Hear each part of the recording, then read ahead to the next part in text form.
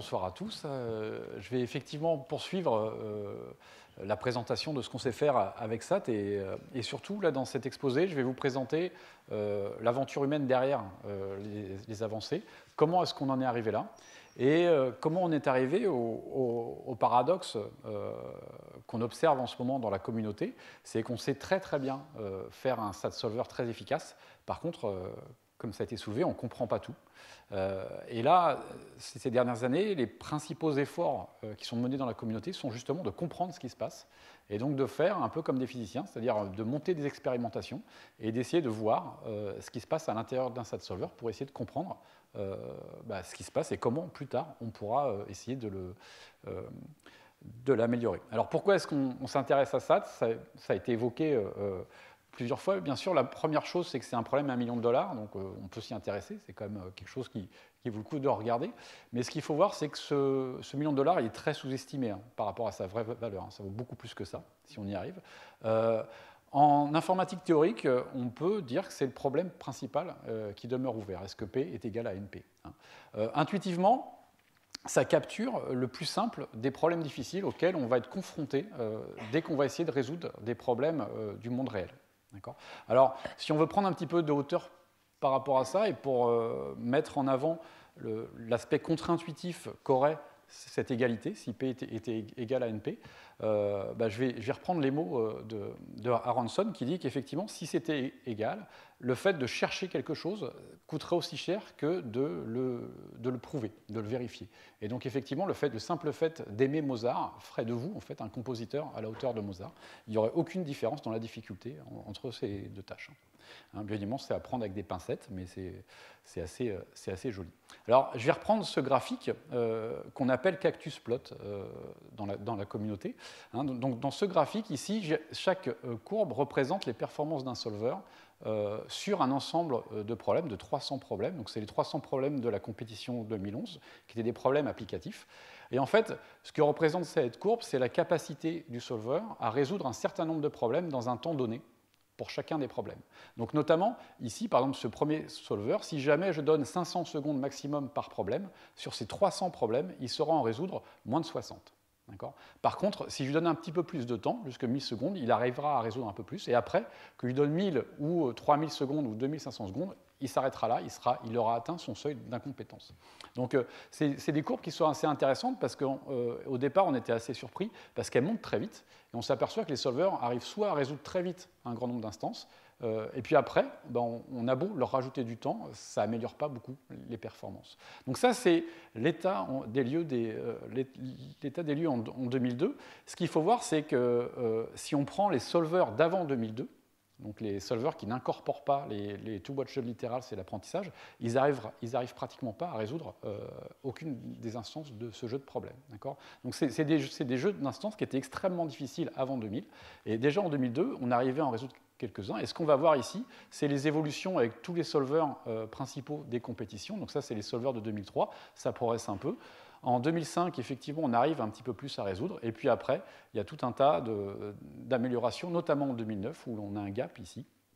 Et on arrive ici, donc avec la compétition 2016, à résoudre énormément d'instances par rapport à ce qu'on avait au départ.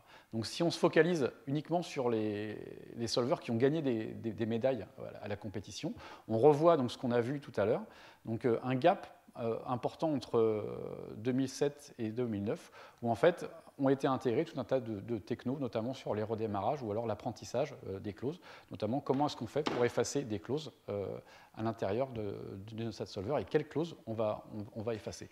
Le solver ici qui a une courbe, qui a la meilleure courbe, c'est Ling. C'est un solver qui fait lui de l'apprentissage sur les formules pour essayer de reconnaître en fait quelles technologies vont devoir être mises en place pour la résolution de l'instance. Donc ce que je vais vous montrer, c'est donc l'avant-révolution. Donc qu'est-ce qui fait qu'on était bloqué avant Chaff? Et puis après, donc Chaff, le basculement, donc cette notion qu'ils ont eue d'ajouter en fait les two-watcher literals. Mais ce qu'on va voir, c'est qu'en fait tous les ingrédients étaient là. Chaff, il y a une révolution, mais on voit que la révolution était prête. Ils n'ont pas tout inventé. Ils ont effectivement inventé cette cette structure de données extrêmement paresseuses. Mais on va voir que ça a été possible uniquement parce qu'on avait déjà tous les ingrédients dedans. Et puis après, je vous présenterai les 10 dernières années d'évolution. Quels sont les ingrédients qu'on a ajoutés pour améliorer comme ça les performances et surtout la volonté qu'on a maintenant d'essayer de comprendre ce qui se passe pour ouvrir des nouvelles problématiques, notamment le fait de ne pas comprendre ce qui se passe sur un simple cœur nous empêche en fait de paralyser de manière très efficace les solvers. Notamment, on a du mal à quantifier de l'importance d'une clause apprise et donc si ça nous coûte cher de l'envoyer à un autre solver, on a envie de savoir déjà si ça vaut le coup. Et donc déjà ça va nous empêcher en fait, de faire des solvers parallèles efficaces.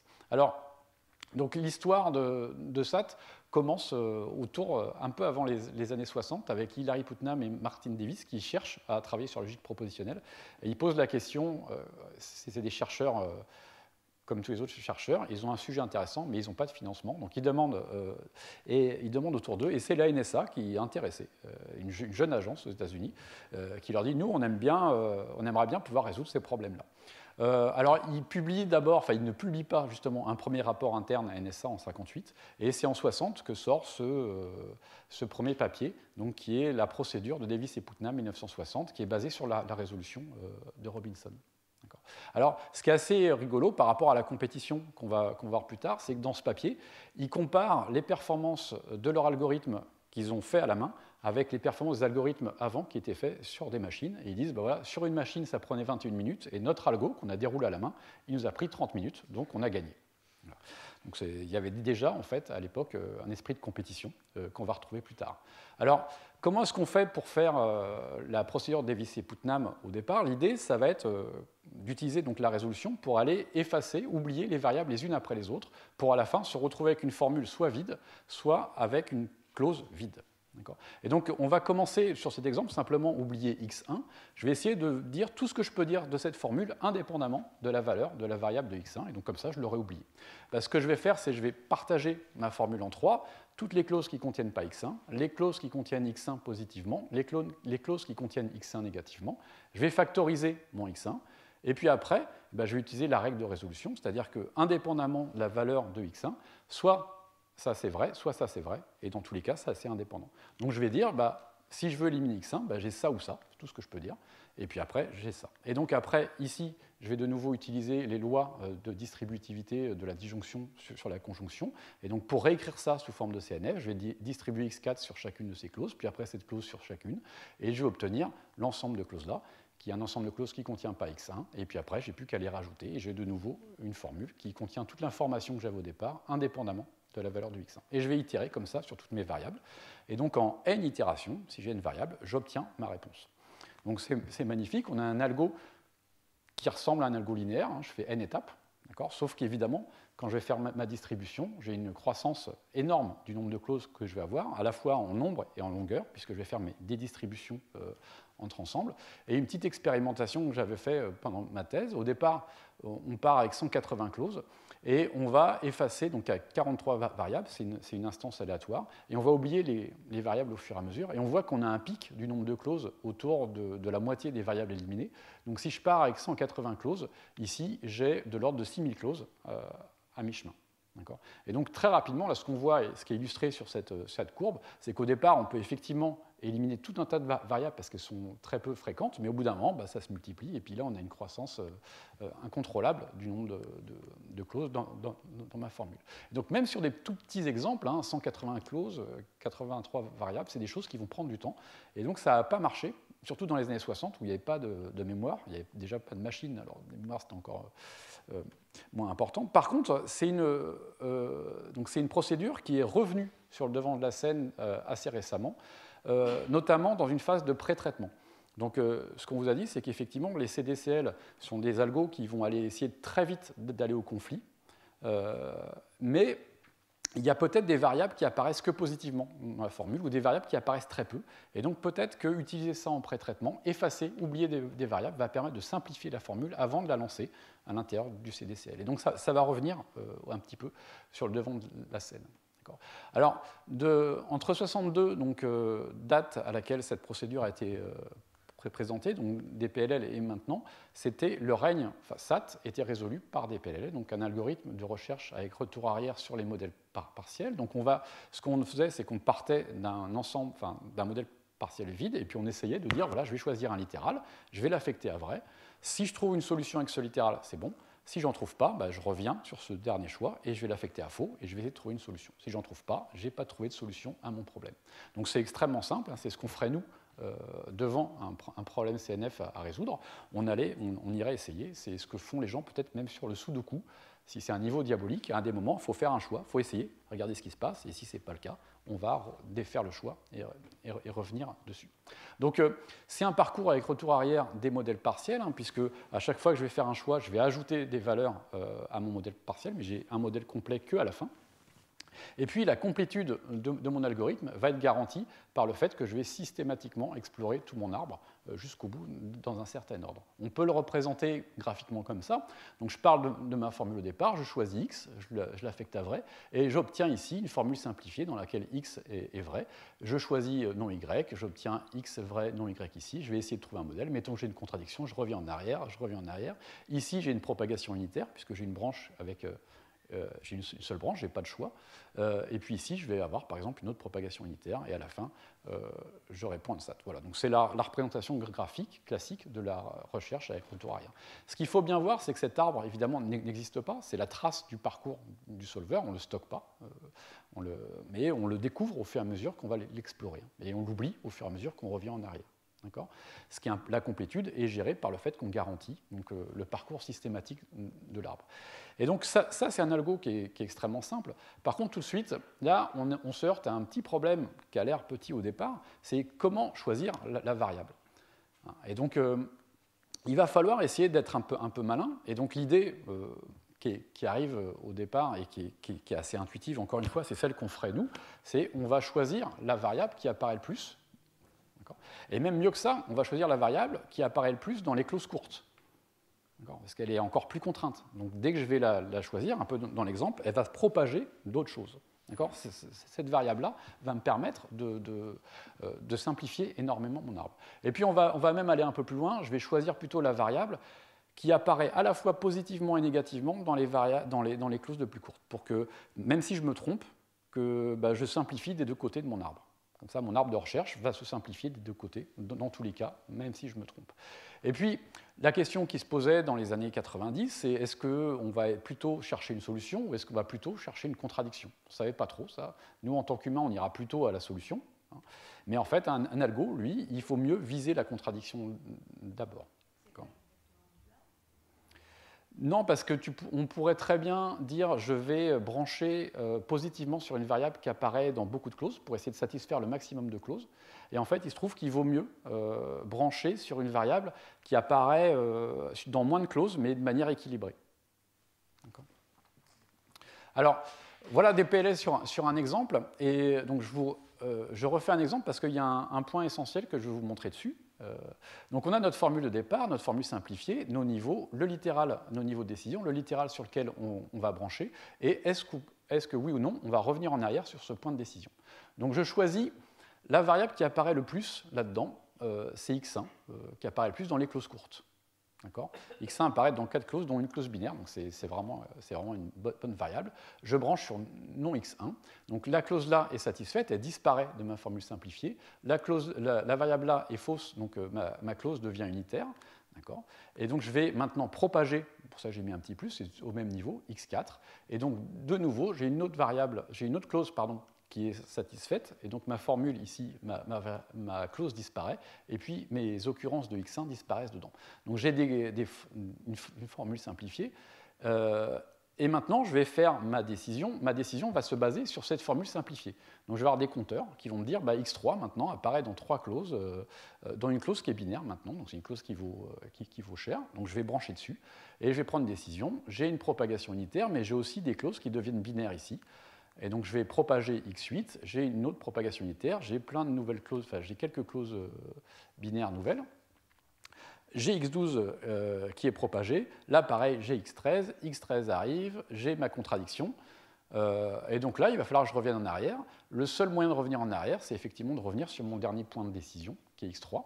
Donc je vais défaire tout ce que j'ai à faire. Défaire, ça veut dire remettre ma formule, tous mes compteurs heuristiques, dans leur état dans lequel ils étaient à cet endroit-là, pour pouvoir après les mettre à jour de nouveau. Et donc là, maintenant, X3, ce n'est plus une décision, hein, c'est un retour arrière, et donc je ne peux plus le remettre en cause. Ma prochaine décision à remettre en cause, c'est X1, c'est non X1. D'accord ? Alors, donc effectivement, le paradoxe qui s'est passé à cette époque-là, c'est que tout d'un coup, les solvers passaient beaucoup plus de temps à réfléchir à chaque nœud de l'arbre qu'à explorer les arbres. Et donc on peut se poser la question de savoir est-ce qu'il vaut mieux explorer, avoir une heuristique de moins bonne qualité, explorer plus de nœuds, ou passer plus de temps à réfléchir. Donc le compromis est vraiment pas clair, hein, c'est quelque chose de... Et maintenir l'état courant de la formule, tous ces compteurs sur le nombre de clauses binaires, le nombre de clauses ternaires, etc., c'était quelque chose qui coûtait très cher à maintenir. Même si, au niveau algorithmique, c'était des coûts quadratiques, dès que vous aviez 1000 variables, on n'y arrivait pas. Donc ça marchait très bien comme nous humains sur des petits exemples. Par contre, dès que les exemples devenaient industriels, on n'y arrivait plus. Alors, parce qu'il fallait effectivement, dès qu'on assignait une valeur à une variable, il fallait annuler le poids des variables qui viennent d'être assignées dans toutes les clauses qui viennent d'être vraies, et puis mettre à jour le poids des variables dans toutes les clauses qui sont raccourcies. Voilà. Et puis, dès qu'on voulait libérer la variable, revenir en arrière, il fallait remettre à jour l'intégralité des compteurs. Voilà. Donc, sur des petites instances, je veux dire humaines, effectivement, l'heuristique était extrêmement importante, donc les instances aléatoires, par exemple, et les heuristiques miment ce que nous, on aurait fait, et donc on arrivait très très bien à les comprendre. Et donc une heuristique qui marchait bien, eh bien, on comprenait très bien, on était satisfait, et on pouvait aller de l'avant. Par contre, ça n'allait pas du tout au niveau des grosses instances. Et puis, ça a commencé à se fissurer à la fin des années 90 avec une heuristique qui s'appelle Delis, qui a été proposée par l'un des auteurs de Grasp. C'est une heuristique qui simplement compte l'occurrence des variables et se fiche de la longueur des clauses dans laquelle elles apparaissent. Donc c'est une heuristique beaucoup plus simple, mais par contre, comme elle est plus simple, elle permet d'explorer plus de nœuds, et donc on peut avoir des performances beaucoup plus importantes sur des formules issues de l'industrie. Et puis, à la fin des années 90, la séparation a été consommée entre les instances aléatoires et les instances qui n'étaient pas aléatoires. Ce qu'il faut voir, c'est qu'avant, les gens développaient des solvers et les testaient sur les instances aléatoires dans le but de les améliorer, ces instances du monde réel, ce qui n'était pas du tout vrai à la fin des années 90, notamment à cause de cette heuristique-là, qui était adaptée aux grosses instances. Voilà. Alors, en 2001, donc le papier date de 2002, c'est Chaff qui est arrivé et qui a révolutionné tout ça donc en introduisant une nouvelle structure de données.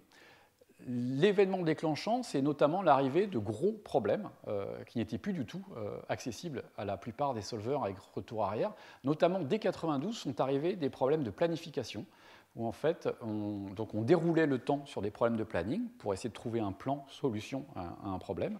Et donc ça créait des problèmes assez énormes. Et les seuls solvers SAT qui étaient capables de résoudre ça étaient les solvers SAT incomplets, donc qui ne faisaient pas du DPLL, mais qui essayaient de réparer une solution pour essayer de s'approcher à la solution.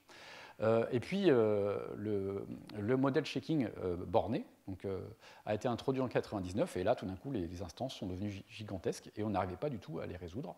Voilà. Et ensuite, DPLL commence à se fissurer. Effectivement, Grasp, qu'on a vu donc avec apprentissage de clauses, arrive. Delis est une heuristique beaucoup plus simple, donc qui ne correspond pas à la philosophie des DPLL.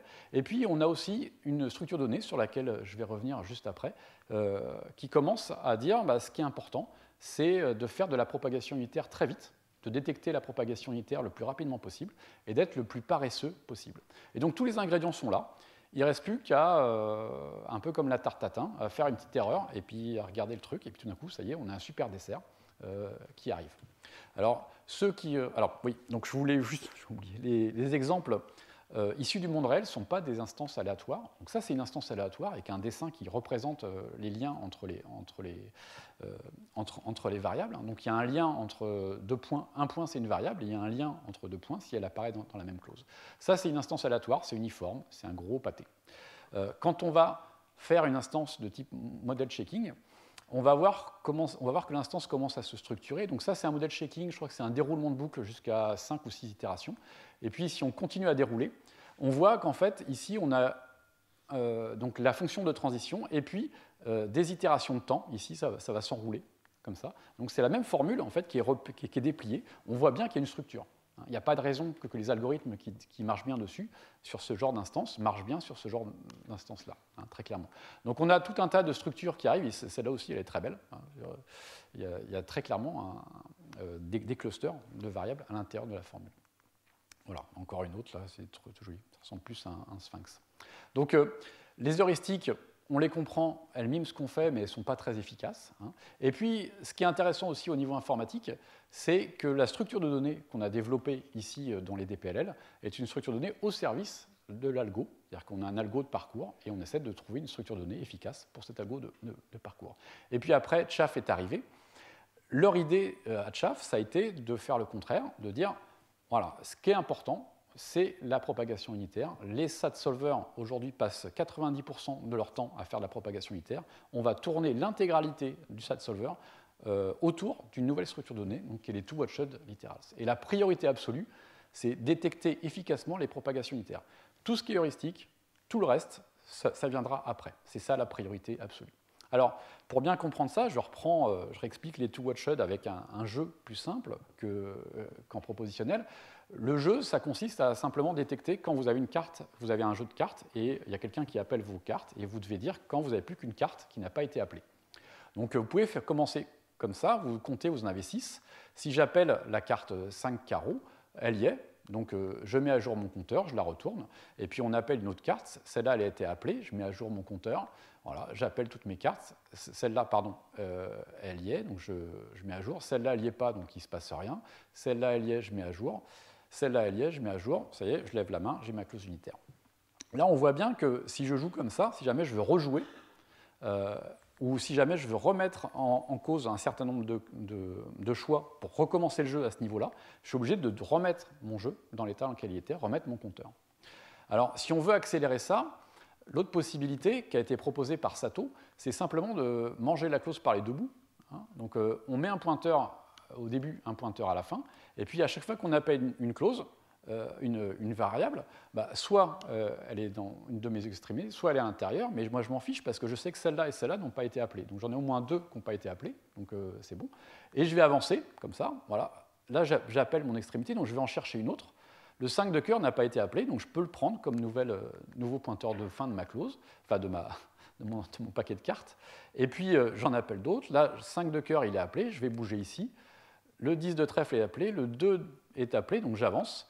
Et puis là, j'appelle le roi. Le 5 de carreau était appelé ici, donc mon prochain pointeur, c'est le même. Donc là, j'ai une clause unitaire. Voilà. Encore une fois, j'ai accéléré la propagation, c'est-à-dire quand on appelle mes cartes, je suis un peu plus efficace que tout à l'heure. Par contre, quand je vais revenir en arrière, vous voyez bien, je suis obligé de remettre mes pointeurs là où ils étaient pour pouvoir reprendre le jeu n'importe où. D'accord. Maintenant, ce que fait les two-watched literals, c'est très simple, on prend 2 cartes et le reste, on le laisse fermer. On appelle des cartes, tant que les cartes que j'appelle ne sont pas dans ces deux-là, je ne fais absolument rien. Donc c'est les chats qui ne font rien. J'avance, là, je ne fais rien. Là, bon, j'ai un peu choisi l'exemple exprès. Là, j'ai le 2 de pique qui est appelé. Donc quand le 2 de pique est appelé, là, je regarde l'intégralité de mon paquet de cartes. Je ne prends pas celle-là, parce que c'est ma deuxième carte qui est surveillée. Celle-là, je n'y touche pas. Par contre, je vais chercher dans mon paquet de cartes la première carte qui n'a pas été appelée. Voilà. Et donc, la première carte qui n'a pas été appelée, c'est le 3 de trèfle. Et donc, je vais échanger mon 3 de trèfle, je vais le mettre devant. Le 2 de pique, je vais le laisser ici. Et je vais retourner mes cartes et je vais continuer. Donc là, je continue. Roi, il est appelé. Je vais retourner toutes mes cartes. Je vais chercher. Et là, je m'aperçois que je ne peux pas en trouver une autre. Et donc ma clause est unitaire, et elle est unitaire sur une des deux cartes que je surveillais. Et donc effectivement, là, ce qui est important ici, c'est qu'est-ce qui va se passer maintenant quand je vais essayer de rejouer à ce jeu. Si je veux rejouer à ce jeu n'importe où en défaisant mes cartes, on voit bien que en fait, je peux me laisser. Alors là, le problème, c'est que je reviens en arrière sur mes slides, mais si je reviens ici, je peux garder mes deux clauses surveillées. Je peux revenir en arrière n'importe où. Je sais que les deux-là ont été les dernières à être affectées dans l'ordre, et donc je peux les garder pour le prochain coup où je vais jouer dessus. Donc ça, c'est vraiment important. Par contre, le fait d'utiliser cette structure de données que vous avez vue, on devient aveugle. C'est-à-dire qu'on n'a aucun moyen maintenant de savoir quelles sont les clauses qui sont satisfaites. Tout ce qu'on sait, c'est quand une clause est unitaire ou quand une clause est vide. Le reste du temps, on n'en sait rien. On nage à l'aveugle. On ne sait même pas si une variable est pure. Ça se trouve, il y a des variables qui apparaissent que positivement. Après un certain nombre de choix, j'ai des clauses qui ont disparu. Ça se trouve, j'ai des variables qui apparaissent que positivement. Il suffirait de les affecter et je pourrais trouver une solution. Mais là, je n'ai aucun moyen de le voir. Je n'ai aucun moyen de savoir même que j'ai trouvé une solution. Je n'ai rien qui me dit que toutes mes clauses sont satisfaites. Le seul moyen de trouver une solution, de garantir que j'ai une solution, c'est d'avoir affecté toutes les variables sans qu'il y ait un conflit qui se soit réveillé. Et donc je suis complètement à l'aveugle, j'avance. Tout ce que je sais, c'est que si j'ai une clause unitaire ou si j'ai un conflit, j'ai quelque chose qui va se réveiller, qui va me dire attention, il y a une patte de chat qui arrive. Donc maintenant, le problème, c'est comment je vais faire pour choisir. Avant, on passait du temps à réfléchir, on choisissait les variables les plus fréquentes. Maintenant, on ne peut plus le faire. Et donc, la seule chose qu'on peut faire, c'est effectivement se baser sur ce qui s'est passé avant. On ne peut pas se baser sur ce qui se passe maintenant, parce qu'on ne sait pas où on est. Par contre, on sait ce qui s'est passé. Donc, on a la mémoire notamment de tous les conflits qu'on a vus jusqu'à présent et de tout ce qu'on a parcouru. Et donc, l'intégralité maintenant du solver va se tourner vers l'apprentissage à base de clauses. Et donc, c'est pour ça que ça s'appelle CIDCL. Tout est basé sur les conflits. Donc, l'heuristique, elle s'appelle VSIDS, donc elle a un nom un peu long. Elle est indépendante, c'est pour ça qu'elle s'appelle Variable State Independent. Elle est indépendante du modèle partiel courant dans mon arbre. Mon heuristique ne dépend pas de mes affectations courantes de variables. L'idée est très simple, on va récompenser les dernières variables qu'on a vues lors de l'analyse de conflit, tout simplement. Donc, alors, je vais vous la présenter un peu plus en détail, mais effectivement, si on se base sur le passé, la question c'est où brancher au début, parce qu'on n'a pas de passé au début. Alors, de manière très étonnante, dans Minisat, dans Glucose, dans tous les solvers qui marchent très bien, au début, on branche dans l'ordre antilexicographique à faux. Donc, alors c'est très étonnant, mais il se trouve que ça marche bien. Alors pourquoi ça marche bien? Parce que souvent, ces instances issues du monde réel, dont l'encodage a un certain sens, c'est-à-dire que la personne qui va encoder la CNF ne s'amuse pas à encoder une porte et puis après une autre porte qui est complètement ailleurs. Le fait d'écrire la CNF, on écrit une certaine logique, une certaine structure à l'intérieur de la CNF. Bon, évidemment, on peut imaginer tout un tas d'autres solutions, d'autres stratégies pour la première branche, mais ce qu'on voit, en tout cas sur les problèmes de la compète, celle-là, elle marche aussi bien qu'une autre stratégie. Donc pourquoi pas celle-là? L'autre chose qui est un petit peu troublante, c'est que l'heuristique va être hautement dynamique.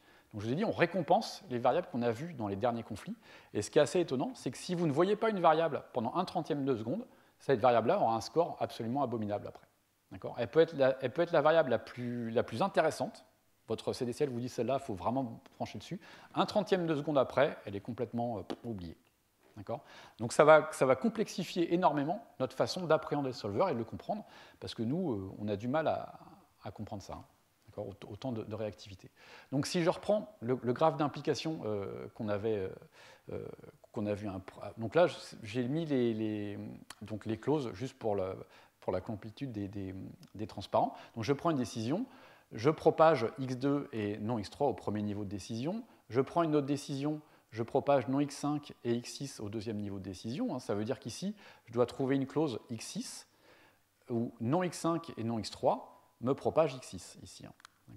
Je reprends une autre décision, ça va me propager ça ici, et puis j'ai enfin la décision est là, et là je vais trouver une contradiction par des propagations. À la fois je propage non x16 et x16. Donc je ne reviens pas en détail sur la création de ce graphe, vous l'avez vu un peu avant, et ce qu'on voit c'est qu'ici effectivement ce qu'on va chercher à faire c'est essayer d'exprimer une propriété qui va séparer le côté conflit ici, donc du côté, je vais faire toutes les coupures possibles, du côté raison, en fait, donc c'est cette raison-là qui m'a introduit ça. Donc effectivement, si je la refais, eh ben, je vais reproduire le même conflit, mais en fait, si je refais n'importe quelle autre de ces décisions ici, de ces coupures, je vais aussi retomber sur le même conflit. Et donc la clause que je vais apprendre, c'est la clause qu'on appelle first UIP, c'est la clause qui contient un seul littéral du dernier niveau de décision. Les autres littéraux sont des littéraux qui viennent de décisions au-dessus. Voilà.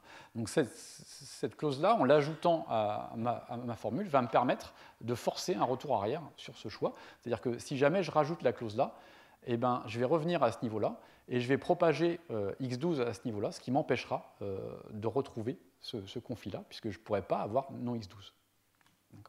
Alors, au niveau de l'heuristique, moi, c'est ça que je voulais mettre en avant ici, c'est qu'est-ce qu'on va récompenser? Si on regarde juste le graphe d'implication, on peut soit récompenser effectivement la clause qu'on vient d'apprendre, donc c'est ces variables-là, mais en fait, ce qu'on va faire, c'est qu'on va récompenser toutes les variables qu'on aura vues lors de l'analyse de conflit, donc toutes les variables sur lesquelles on va faire des résolutions. Voilà. Donc c'est tout simple, hein, on ajoute un compteur. Ce qui est contre-intuitif, en fait, c'est ce 1/30e de seconde dont je vous ai parlé tout à l'heure. Alors pourquoi 1/30e de seconde? Ça, c'est l'évolution, en fait, à chaque conflit, on va donc à chaque fois qu'on incrémente le score d'une variable, on va lui donner un score supplémentaire, donc une valeur. Ce score lui-même va augmenter de manière exponentielle. Et donc ici, c'est l'évolution du score sur une échelle log, suivant différents paramètres. À 0,95, donc l'échelle-là, c'est ce qui est par défaut dans Minisat et dans Glucose, ce qui veut dire que si on considère qu'on a 3000 conflits par seconde, donc ça c'est au bout de 1/30e de seconde, le score d'une variable qu'on va augmenter sera 100 fois plus grand que ce qu'on mettait 1/30e de seconde avant. Donc même si on l'a vu 100 fois ici, l'avoir une fois ici sera plus important. Et puis alors après, au bout de 0,1 seconde, c'est des scores qui sont complètement... c'est beaucoup plus gros. Alors pourquoi j'ai représenté différentes droites ici? En fait, suivant la famille de problèmes, il y a différentes valeurs qui marchent. En général, si vous ne savez pas trop sur quel problème, c'est cet oubli-là qui fonctionne. Sur des instances de BMC issues d'IBM, il se trouve que c'est celui-là qui marche, il faut oublier très vite. Et sur des instances de crypto, c'est celui-là qui marche. C'est 0,999 qu'on va utiliser. Il ne faut pas oublier. Un peu, mais pas trop. Donc ça, on ne sait pas trop pourquoi. On ne sait pas le faire de manière automatique. On ne sait pas ajuster dans un CDCL automatiquement la valeur d'oubli qu'on va avoir. Alors, les ingrédients des CDCL, c'est beaucoup de choses. Hein. Là, je vous ai parlé rapidement du choix de variables. L'apprentissage, donc on l'a vu. Et puis, le pré-traitement aussi, on l'a vu un peu au travers de DP60, où on va effacer les variables les unes après les autres pour essayer de simplifier le problème. Alors, le pré-traitement, ça peut être un peu plus que ça. Hein. C'est avant de plonger à l'aveugle et d'aller directement au conflit, on va essayer d'utiliser toute une mallette d'outils. Par exemple, si on a un problème de pigeon qui cachait dedans, on va essayer de le détecter et de le remplacer, de le résoudre. On va essayer de revoir s'il n'y a pas des comptages cachés à l'intérieur. Donc il y a tout un tas de méthodes un peu plus sophistiquées que la résolution, donc qui vont être plus puissantes que la résolution, mais plus coûteuses, qu'on va appliquer en pré-traitement. Le but, c'est de simplifier la formule au départ.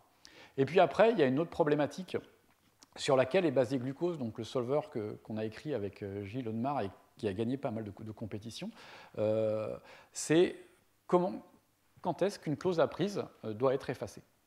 Dans les premières versions de Tchaf et de Minisat, on essayait de garder un maximum les clauses. Pourquoi on voulait les garder? Parce que les clauses, c'est ce qui nous garantit la complétude. On ne va plus parcourir l'arbre systématiquement.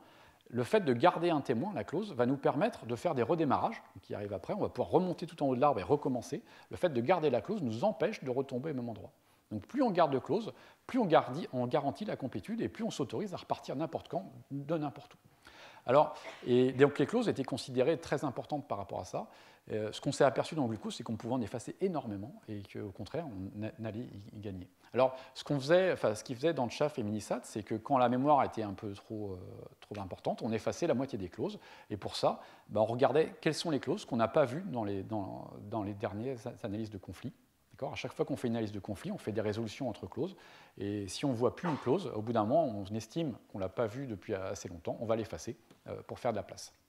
Alors, les redémarrages sont aussi quelque chose d'important, on en reparlera un petit peu plus tard, c'est quand est-ce qu'on va arrêter de chercher là où on est et revenir au début. Là aussi, il y a eu effectivement des petites surprises derrière. Avant de venir à ce qui s'est passé ces derniers temps, je vais faire un cartade sur les compétitions. Donc, je vous avais parlé de Davis et Putnam en 1960, qui avaient fait une comparaison entre un algo à la main et un algo sur machine. En 1962 aussi, ils ont aussi fait des comparaisons entre deux machines. Donc, il y a eu un premier cycle de compétition dans les années 90, et puis du fait de l'introduction de Tchaf, la communauté était un peu en émoi, on ne savait pas trop ce qui marchait où. On a refait un nouveau cycle de compétition assez exemplaire par plein de points. On avait donc des juges qui décident du vainqueur sur un classement anonyme, donc c'était assez sérieux, des sous-catégories. Donc ne pas considérer pareil l'aléatoire, les problèmes combinatoires, donc les problèmes type pigeon, des problèmes de comptage, des problèmes difficiles, et puis des problèmes applicatifs typiquement de modèle checking. En 2011, il y avait plus de 100 solvers dans la compétition, et il y avait 40 équipes en jeu. Donc ça a commencé avec très peu d'équipes, mais maintenant c'est quelque chose de très fort. Et puis c'est quelque chose qui coûte cher en temps CPU, 10 ans de temps CPU, la compétition de 2011. Alors, quand on dit qu'on a amélioré l'état de l'art, effectivement, elle a eu un effet très, très important. Dès la troisième compétition, on a imposé aux participants de donner le code source de leur solver. On ne donne pas la licence, c'est-à-dire qu'on n'est pas obligé, on peut garder une licence. Par contre, pour participer, il faut que le code source soit disponible. Ça, c'est quelque chose de très important qui a vraiment changé la donne, parce que jusque-là, parfois, dans les papiers, il n'y avait pas exactement ce qui était dans l'outil. Ça pouvait être fait sciemment ou même par erreur. Ensuite, l'importance de la compétition, ça a été de fournir à la communauté un ensemble de problèmes difficiles sur lesquels se comparer. Et effectivement, depuis, la plupart des articles scientifiques autour de SAT utilisent ces jeux de problèmes de référence. Et donc, si jamais on lit un article qui ne se compare pas avec ces problèmes-là, c'est qu'il y a un truc caché derrière. Ou alors, si on se compare avec un solver qui est un petit peu vieux, c'est qu'aussi il y a un truc un peu louche. Et puis, il y a quelque chose qui est arrivé en 2011 qui est assez important. On s'est aperçu que des petits changements dans le code source d'un solver introduisaient des gros changements au niveau des performances. Et donc, on a introduit donc un prix spécial, ACTRAC, dans lequel ceux qui voulaient soumettre devaient très peu changer le code. Je crois qu'on avait un certain nombre de caractères maximum à changer. Le but était d'identifier les points essentiels qui permettaient de gagner en performance. Et puis, il y a eu des nouvelles problématiques qui sont apparues, notamment des temps plus longs. Le fait d'autoriser jusqu'à 10 000 secondes dans la compétition a fait que la plupart des solvers maintenant acceptent mieux d'être lancés lentement. Et puis, il y a aussi quelque chose de très important pour l'industrie, c'est l'incorporation dans les solvers de certificats pour ONSAT. C'est quelque chose qui n'avait pas lieu avant, et la compétition pousse beaucoup à ça. C'est-à-dire quand on produit, quand on dit non, il n'y a pas de solution, il faut produire une preuve de ça. Et ça, c'est quelque chose de très important au niveau de l'industrie. Et puis là, on est en train de pousser, enfin la compétition est en train de pousser la parallélisation et puis l'utilisation de SAT en incrémental. Alors, donc la compétition fournit aussi une réponse simple à l'extérieur de la communauté. La plupart des gens disent qu'est-ce qu'il faut que j'utilise pour mon problème? Et puis, on a des critiques très importantes. Là, la plupart des solvers utilisent les mêmes techniques. Et donc, effectivement, à l'heure actuelle, il y a un seul paradigme qui subsiste dans la compétition. Mais avec une nouvelle partition des problèmes, on espère résoudre ça de manière efficace. Bon, c'est quelque chose qu'il ne faut pas trop prendre au sérieux malgré tout, parce que les gagnants sont chanceux. Il suffit de changer les benches et on a d'autres gagnants. Donc ça, c'est important aussi à voir. Alors, rapidement, quelles sont les problématiques classiques qu'on va retrouver en fait, dans la compétition et en SAT plus généralement? Donc, les problèmes de planification, le modèle checking borné qu'on vient de voir. Donc, l'idée, c'est si ça, c'est insatisfiable de cet état initial par ces transitions, on ne va pas pouvoir aller dans l'état bug, dans l'état problématique. Mais effectivement, le problème de ça, c'est qu'on ne sait pas s'il n'y a pas un bug plus tard. Et donc là, il y a eu pas mal d'avancées au niveau de SAT pour garantir que l'état bug ne soit jamais accessible. Pour ça, l'idée intuitive, c'est d'essayer de trouver un invariant. Cet invariant va être une surapproximation de tous les états atteignables en J-transition depuis cet état-là. Donc c'est une formule, mais qui va caractériser une surapproximation, un surensemble de tous les états atteignables. Et puis, avec un peu de chance, au bout d'un moment, on va passer du temps à le construire, ça va être inductif, c'est-à-dire que cet ensemble-là, quand on va lui appliquer une transition, va rester exactement dans le même ensemble. Et donc, à partir du moment où on a ça et qu'on arrive à reprouver ça, on prouve que l'état bug n'est jamais atteignable, puisqu'en fait, il est atteignable en au moins une étape depuis là. Et donc, il ne sera jamais atteignable puisque c'est inductif. Alors, comment est-ce qu'on fait ça? Là, encore une fois, les CDCL sont critiques dedans. Ce qu'on va faire, c'est qu'on va prendre la preuve qui est ici et on va utiliser des interpolants de Craig qui sont en fait quelque chose d'assez simple. C'est que si on a A implique non B, alors on sait qu'il existe un C entre les deux. C'est-à-dire qu'on a un C qui permet de dire que A implique C et C implique non B. Plus formellement, ça va s'écrire comme ça. Ce qui est important de voir, c'est que ce C ici est construit sur les variables dans l'intersection entre A et B. Donc on le voit très bien ici en lisant ça. Alors, en utilisant l'interpolant, on va donc pouvoir construire ici cette formule, cet invariant, et le but est d'utiliser ces interpolants de manière incrémentale pour les faire grossir, pour à la fin, pour qu'ils deviennent invariants. Donc il y a toute une technologie pour faire ça qui est assez complexe, mais ce qu'il faut retenir, c'est que cet interpolant, on peut le sortir de par la trace unsat d'un CDCL. Et ce qui est très intéressant, c'est que cet interpolant, il est lié en fait, à la preuve d'insatisfiabilité, donc à la non-atteignabilité du bug, et donc il va éliminer tout ce qui n'est pas intéressant pour prouver ce qu'on a besoin de prouver, ce qui n'est pas le cas dans les BDD où on va tout générer, même si ce n'est pas intéressant. Donc là, on va pouvoir se focaliser dessus. Alors, je vais passer là. Si, oui. Donc il y a non, je vais passer dessus. Un petit problème de maths qui a été résolu il n'y a pas longtemps. Éventuellement, s'il y a des questions dessus, on reviendra. Donc on retrouve les applications des SAT solvers en crypto, en biologie, en vérification de logiciels, en fouille de données aussi, si les bases ne sont pas trop grosses, et puis dans des problèmes d'optimisation. Dans ces problèmes d'optimisation, on va se retrouver confronté à appeler des milliers de fois un SAT solver. Jusqu'à présent, ce qu'on vous a présenté, c'est j'ai un problème, je le transforme en SAT et je lance un SAT solver. Dans ces problèmes d'optimisation, on va lancer des milliers de fois le SAT solver sur des problèmes presque proches, enfin proches, presque équivalents. Alors comment est-ce qu'on va faire ça? C'est grâce à une des avancées qui a eu lieu assez récemment, c'est le SAT incrémental. C'est une problématique qui est assez récente, qui a maintenant une place dans la compétition. La réponse oui-non n'est pas suffisante. Et donc, pour optimiser notamment, on va faire des milliers d'appels SAT. Voilà, donc ce qui est important, c'est que quelques clauses variables peuvent être ajoutées. Ça, c'est facile à faire, puisque si on rajoute des clauses à une formule, tout ce qu'on a déduit avant, ça reste vrai. On a juste des choses en plus. Par contre, là où il va y avoir un gros problème, c'est que si on m'a dit « est-ce que ça, c'est satisfiable ?» J'ai répondu non. Et maintenant, on dit « est-ce que ça, sans ces clauses-là, c'est satisfiable ?» Je vais avoir du mal, parce que j'ai produit des choses, ça se trouve, qui dépendaient des choses que je viens de retirer. Alors, comment est-ce qu'on fait ça? La première possibilité, c'est de dire, voilà, alors, comment est-ce qu'on fait ça? On fait ça avec des hypothèses, pardon. Donc, des hypothèses, c'est quoi? J'ai un ensemble d'hypothèses qui sont des littéraux, et l'idée, c'est de résoudre SAT avec une conjonction d'hypothèses. Comment est-ce que je peux faire ça? Je vais donc simplifier ma formule avec ma conjonction, la résoudre. Ça va marcher. Par contre, maintenant, si jamais je change mes hypothèses, je ne peux pas utiliser mes mêmes clauses, puisque j'ai fait ça à partir d'une formule simplifiée par rapport à mes hypothèses. L'autre solution, c'est en fait de prendre ces hypothèses comme des décisions forcées dans le SAT solver. Et donc, on va dire au SAT solver, tu vas d'abord brancher sur L1, puis après, tu vas brancher sur L2, sur Ln. Ça va être des décisions. Et donc, toutes clauses que je vais apprendre vont éventuellement, si elles dépendent de cette décision, contenir une trace de cette décision. Donc, et même mieux que ça, si jamais je trouve un SAT, je vais pouvoir exprimer ma non-satisfiabilité donc, en termes d'hypothèse, c'est-à-dire que je ne suis pas satisfiable à cause de L1, L3 et L5, et je suis indépendant des autres. Alors, voilà, donc j'ai ma formule, j'ai mon ensemble d'hypothèses, et puis je vais brancher d'abord sur toutes mes variables de niveau. Mes variables hypothèses.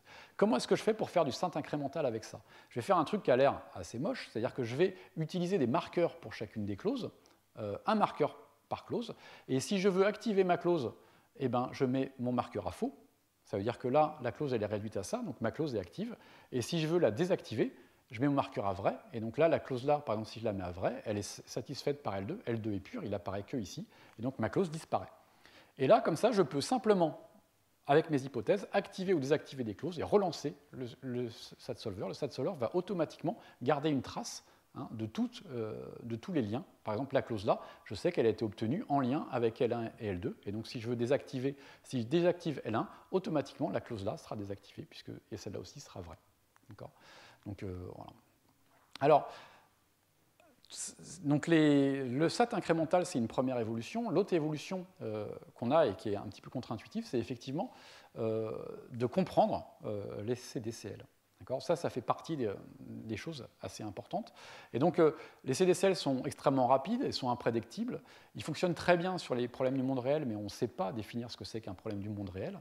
Et puis, il y a des composants partout. Tout est intriqué. Et donc, dès qu'on change à un endroit, il y a des effets de bord. Et il y a des choses qu'on n'arrive pas à maîtriser pour essayer de les comprendre. Et puis, au final, il n'y a pas qu'une seule raison qui explique pourquoi ils marchent. Sur tout un tas de problèmes. Et donc, localement, ils peuvent marcher pour une raison, puis autrement, ailleurs dans la formule, ils peuvent marcher pour une autre raison. Et donc, l'idée derrière glucose, ça a été d'essayer de comprendre un peu ce qui se passe. Et notamment, on est parti d'une observation sur les instances. Donc ça, c'est l'exemple d'un graphe de conflit. Donc, sur l'exemple qu'on a vu, vous avez vu, le conflit, c'était 3 résolutions. En vrai, le SAT-solver, il voit ça. Les points verts, c'est des décisions. Il y a des chaînes de décisions, là, il y a des décisions. Les points violets, c'est les variables sur lesquelles j'ai fait des résolutions. Le conflit, on ne le voit pas trop, mais il est en rouge ici. Donc là, on voit qu'il y a une structure, on voit qu'il y a des centaines de résolutions qui sont faites à chaque conflit. Donc c'est quelque chose d'extrêmement difficile à comprendre, à appréhender. Alors, ce qu'on a observé avant de faire glucose, c'est c'est un truc très simple au final, c'est qu'au fur et à mesure de l'avancée du solver, il a besoin de moins en moins faire de décisions. Donc le fait d'apprendre des clauses lui permet de faire de moins en moins de décisions. Et donc ça, c'est sur un exemple. Sur un autre exemple, on voit que ça décroît aussi. Donc ça, c'est le nombre de décisions avant d'atteindre un conflit. On voit qu'il y a une décroissance. Alors évidemment, ça ne marche pas pour 100% des problèmes, mais dans 90% des cas, il y a une décroissance. Alors, on peut le comprendre sur un exemple ONSAT, mais ce qu'on s'est aperçu, de ça aussi, c'est que ça marche aussi pour les instances satisfiables. Alors que satisfiables, a priori, on essaie de trouver une branche très longue. Mais même pour les instances satisfiables, les solvers font de moins en moins de décisions au fur et à mesure de la recherche, ce qui est assez contre-intuitif. Et donc, l'idée dans glucose, ça a été d'essayer de réduire ce nombre de décisions en observant qu'en fait, au fur et à mesure de la recherche, donc le solver fait des décisions, et puis ces décisions font des propagations. Ça nous fait des blocs de propagation. Et puis, ce qu'on se dit, c'est qu'il est possible que dès qu'on remette les variables à des valeurs à peu près équivalentes pour chaque bloc, on va retrouver les mêmes propagations et les mêmes blocs de propagation plus tard. Et donc ce qui compte en fait au niveau d'une clause qu'on vient d'apprendre, c'est pas sa longueur qui va faire son importance, mais c'est en fait de combien de blocs de propagation elle est composée. Si elle est composée que de 2 blocs de propagation, ça veut dire qu'elle va lier ensemble 2 blocs de propagation très fortement. Donc on a espoir que si jamais il y a le même bloc de propagation qui se passe, elle va faire un lien avec le deuxième et redéclencher des propagations plus tard, donc réduire le nombre de décisions que je vais avoir dans mon solver. On a différencié des clauses GLU, c'est pour ça qu'on l'a appelé glucose, c'est des GLU-clauses, donc c'était trop compliqué, donc on l'a appelé glucose, et donc il est très utilisé en biologie pour ça, ça s'appelle glucose, ils en cherchent partout. Donc, par contre, ce qui est contre-intuitif, et ça c'est une des grandes nouveautés de glucose, c'est qu'on va effacer agressivement les clauses. À partir du moment où on a été capable de mesurer et de proposer quelque chose d'assez pertinent pour mesurer la qualité d'une clause, on a été capable de faire un gros ménage. Et dans glucose, on efface 95% des clauses apprises. Et ça, c'est très contre-intuitif, puisque les clauses sont là pour nous empêcher de refaire la même chose. Donc on ne comprend pas trop pourquoi, on ne sait pas trop pourquoi, mais ça marche bien. Autre chose, donc là par contre qu'on comprend, c'est les restarts. Donc ça c'est un dessin que j'ai repris d'un papier qui montrait donc un étudiant qui essayait de mesurer le temps CPU d'un algorithme de recherche en DPLL. Et donc son encadrant lui dit, voilà, si tu veux faire un truc sérieux, tu randomises et tu lances plusieurs fois. Donc il a lancé une fois, ça prenait une seconde, puis il lance 10 fois. Et 10 fois, ça c'est la moyenne des temps, la moyenne devient là. Et puis on dit, c'est bizarre, une fois ça vaut une seconde, 10 fois c'est 10 secondes, relance-le 100 fois. 100 fois c'est là, il dit, essaye 1000. Et puis on voit que la moyenne, en fait, suivant le nombre d'instances, augmente énormément. Donc la moyenne des temps CPU d'un algorithme de recherche avec retour arrière, elle semble assez difficile à mesurer. Alors pourquoi ça? Parce qu'effectivement la moyenne, elle grossit parce que de temps en temps, il y a des événements très peu probables qui coûtent très cher. Mais ils sont très peu probables. Par contre, il y en a toujours. Et donc, si on regarde la médiane plutôt que la moyenne, la médiane, elle est très robuste. C'est autour de 1 seconde. Et donc, une fois qu'on s'est aperçu de ça, on s'est dit, c'est très simple, il suffit simplement de faire des redémarrages. Donc, quand on fait une exploration en arbre, là, typiquement, si on a un problème comme ça, il faut absolument qu'au bout de 2 secondes, on fasse un restart. parce que la médiane, c'est 1 seconde, donc si vous êtes à 2 secondes, déjà, c'est pas bon. Donc effectivement, il faut faire des redémarrages pour lutter contre ce phénomène, en fait, qui est un phénomène de longue traîne. C'est-à-dire qu'il y a des événements rares qui coûtent très très cher et qui disparaissent pas assez vite.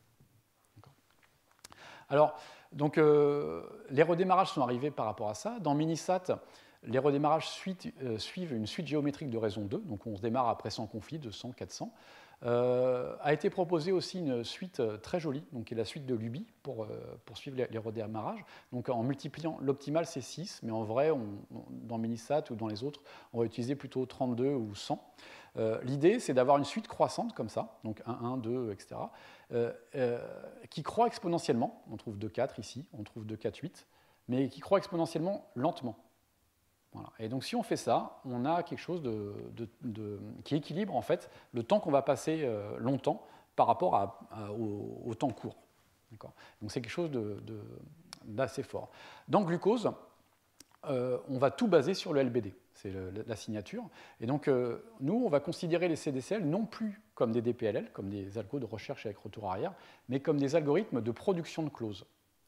Et donc on va mesurer la qualité des clauses, et si les clauses qu'on est en train de produire récemment ne sont pas bonnes, elles sont en dessous de la moyenne des clauses qu'on a produites jusqu'à présent, et bien on redémarre pour essayer d'en produire des meilleures. Voilà.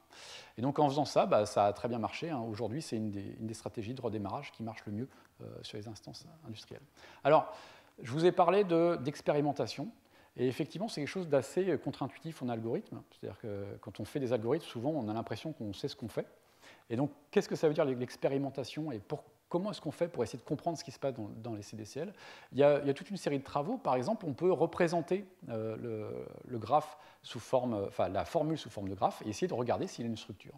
Il y a quelque chose d'assez bien maîtrisé, c'est les structures de communauté à l'intérieur des graphes. Donc on prend un graphe comme ça. Ce graphe-là, on peut le représenter sous forme de communauté. Donc il y a des nœuds à l'intérieur de la communauté et puis des nœuds à l'extérieur, au niveau de la frontière entre les communautés. Et ce qui a été montré en 2012, c'est que les instances industrielles ont une forte communauté. Voilà un graphe donc d'une toute petite formule. On peut aussi s'intéresser à la centralité d'une variable. Donc est-ce qu'une variable est très centrale à l'intérieur d'une formule? La centralité au sens Google, c'est-à-dire que est-ce qu'une marche aléatoire passe beaucoup par ce nœud dans mon graphe? Si je prends ce graphe-là et que je représente la centralité, je vois qu'il y a des nœuds très centraux qui n'étaient pas évidents au départ. Donc maintenant, est-ce que ça m'apprend des choses sur mon CDCL? Eh bien, oui, en fait, on va mesurer donc, la centralité de chaque variable à l'intérieur de mon CDCL et je vais observer le solver CDCL et regarder si je trouve une corrélation entre ce qu'il fait et puis la centralité des variables. Alors, un petit point avant, c'est que la centralité et la communauté, ces deux notions que je vous ai montrées, c'est assez lié, c'est-à-dire que les nœuds centraux, les nœuds les plus centraux, sont ceux que je vais effacer si je veux découper mon graphe en plusieurs. Donc mes nœuds centraux sont en fait sur la frontière entre des communautés. Voilà. Et donc on s'est aperçu que par exemple que VSeeds, qui est cette heuristique, donc là chaque point ça représente la moyenne en fait pour une instance de toute la centralité des variables choisies par VSeeds par rapport à la centralité moyenne dans la formule. Ce qu'on voit, c'est que VSeeds va plutôt privilégier les variables les plus centrales. Ce qui n'était pas évident au départ quand on regarde VSeeds. Et ça, c'est plutôt malin. C'est ce qu'on cherche à faire. On cherche à découper le problème en sous-problèmes. Et VSeeds, il le fait tout seul. On peut voir aussi quelque chose d'assez particulier. Si on regarde la clause conflit, c'est la clause qui est devenue vide à la fin. Et si je regarde la clause que je viens d'apprendre, eh bien, la clause conflit, elle est composée de littéraux moins centraux que la clause que je viens d'apprendre. Voilà. Alors, est-ce qu'on peut en déduire quelque chose de ça? Oui, alors en fait, je reviendrai dessus au niveau de la fin pour vous expliquer comment est-ce qu'on peut en déduire un comportement du CDCL. Maintenant, au niveau des LBD, est-ce que le LBD, donc la mesure de qualité des clauses, est-ce qu'elle a un lien avec les communautés? Ce qu'on peut faire, c'est à chaque fois qu'on apprend une clause, on regarde dans combien de communautés elle est, et puis dans combien de LBD. Et on regarde s'il y a une corrélation entre le nombre de communautés et la valeur LBD que glucose fournissait au départ. Et ce qu'on s'est aperçu, donc ça c'est sur un exemple, donc là c'est le nombre de communautés et là c'est la valeur LBD de la clause, on s'est aperçu qu'il y a effectivement une corrélation entre ce que fournit glucose comme valeur de qualité de la clause et le nombre de communautés dont la clause est composée. Donc c'est C'est assez flagrant. Alors là, c'est un exemple qui marche très bien. Il y a des exemples qui marchent un peu moins bien, et évidemment, il y a des exemples qui ne marchent pas du tout. Voilà. Mais en général, on observe une corrélation forte. Voilà. Alors, de tout ça, on peut en déduire une illustration des CDCL. Ça, c'est mes variables. Et je vais les regrouper en communautés. Et puis, mon CDCL, donc ça, c'est mes variables qui sont sur la frontière. Mon CDCL va brancher sur cette variable-là. Il branche sur les variables les plus centrales, donc les variables de la frontière. Et il va plutôt propager, je ne vous ai pas montré le dessin, il va plutôt propager des variables moins centrales, donc des variables plutôt à l'intérieur de la communauté. Et puis après, il va brancher une autre variable, ici, et puis une autre. Voilà. Et là, il va trouver un conflit. Le conflit, donc ça, c'est la variable sur laquelle le conflit émerge. Le conflit, vous vous rappelez, il arrive à l'intérieur d'une communauté. Par contre, l'apprentissage, quand je vais revenir en arrière, l'apprentissage va se faire sur des variables plus centrales, donc des variables qui vont être sur la frontière. Donc je vais en quelque sorte colmater, avec l'apprentissage, mes communautés entre elles. Voilà. On peut essayer de voir ça de manière intuitive. Et donc on voit qu'en fait, tout ce qu'on fait au niveau expérimental, le but, c'est de faire un peu comme les physiciens, c'est-à-dire d'avoir un modèle de ce qui se passe à l'intérieur pour essayer de mieux le comprendre. Voilà. Et après, il peut brancher sur une autre variable plus tard. Voilà. Donc, on sait faire un SAT solver, mais on ne sait pas trop expliquer pourquoi ça marche. Pourquoi? Parce que CDCL, ce n'est pas du DPLL. On fait du redémarrage ultra rapide. Les redémarrages de glucose, c'est toutes les 100 conflits. D'accord. On oublie agressivement toutes les clauses, donc on n'est plus complet. On ne traverse plus un arbre de manière systématique. Hein. On ne sait pas, et aucun chercheur en SAT sera capable de vous le dire, est-ce que notre heuristique cherche un modèle ou est-ce qu'elle cherche une contradiction? Il n'y a pas de réponse claire là-dessus. Apprendre peut être mauvais, c'est-à-dire que garder toutes les clauses, ce n'est pas le meilleur choix. Parfois, il vaut mieux effacer des clauses, quitte à prendre un risque. Redémarrer, c'est pas redémarrer. Je vous ai parlé de redémarrage, mais en fait, on ne redémarre pas vraiment. J'ai un peu triché. C'est-à-dire qu'on garde les scores heuristiques et on garde les clauses. Donc on va redémarrer, en fait, ce qui se passe, quand on redémarre, on repart du haut, on retourne au même endroit, mais par un autre chemin. On va essayer de regarder le même problème à l'envers, comme ça, et on redémarre, et en espérant de trouver des choses intéressantes. Et des questions toutes bêtes, comme qu'est-ce qu'une bonne variable? Eh ben, on ne sait pas trop y répondre, parce qu'une bonne variable, a priori, en haut de l'arbre, c'est une variable qui va découper le problème en sous-problèmes. Et une variable, et quand on fait des résolutions, les variables sur lesquelles dont on va incrémenter le score sont des variables qui vont faire de la résolution, donc qui vont plutôt regrouper des sous-parties ensemble. Et c'est assez étonnant parce qu'on branche sur des bonnes variables, mais si elles sont tout en haut de l'arbre, j'ai pratiquement aucune chance de les voir pendant la résolution. Donc je ne sais pas trop ce qui se passe, je ne sais pas ce que ça veut dire une bonne variable. Est-ce que c'est une bonne variable, c'est une variable sur laquelle j'ai envie de faire de la résolution, ou est-ce que c'est une variable sur laquelle je veux brancher pour décomposer mon problème? Voilà.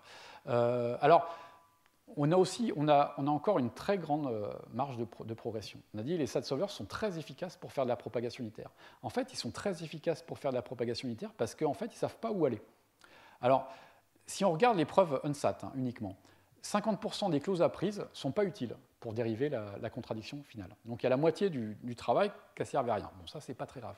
Par contre, il n'y a que 20% des propagations que j'ai faites qui ont été utiles pour apprendre la clause que j'ai utilisée dans ma résolution. Donc au final, il n'y a que 10% de mes propagations qui ont été utiles pour dériver ma clause, ma preuve d'insatisfiabilité.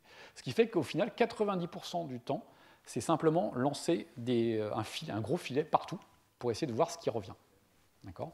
Bon, on ne sait pas mieux faire, mais peut-être que si on était un peu plus malin, on arriverait quand même à faire mieux. Voilà. Donc maintenant, la compréhension des CDCL, c'est au cœur des préoccupations de toute la communauté.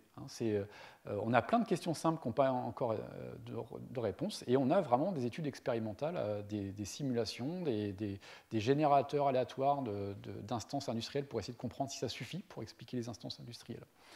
On vous avait promis, juste sur la parallélisation, ça c'est un des gros enjeux à venir, la parallélisation.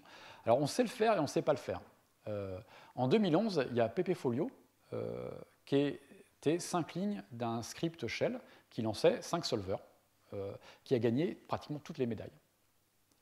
Donc c'est quelque chose d'extrêmement difficile à battre, et c'est très frustrant parce qu'effectivement on a l'impression quand même que si s'il y a un solver qui apprend une clause unitaire, il dit A doit forcément être vrai, on a envie de la donner à tous les autres, on ne peut pas y perdre. Et en fait, c'est pas clair. C'est-à-dire qu'en allant, on va bruiter en fait, les autres solvers par rapport à leur recherche actuelle. Et on ne sait pas du tout on a déjà du mal localement à savoir si une clause est bonne ou pas à garder. Donc à partager, à envoyer aux autres, c'est assez difficile. Et VSeeds, on ne le maîtrise pas encore, on ne sait pas exactement ce qu'il fait. Et donc comment l'utiliser pour décomposer le problème et éventuellement mettre un bout dans chaque cœur, on ne sait pas le faire encore ça. Voilà, voilà. Je terminerai là-dessus.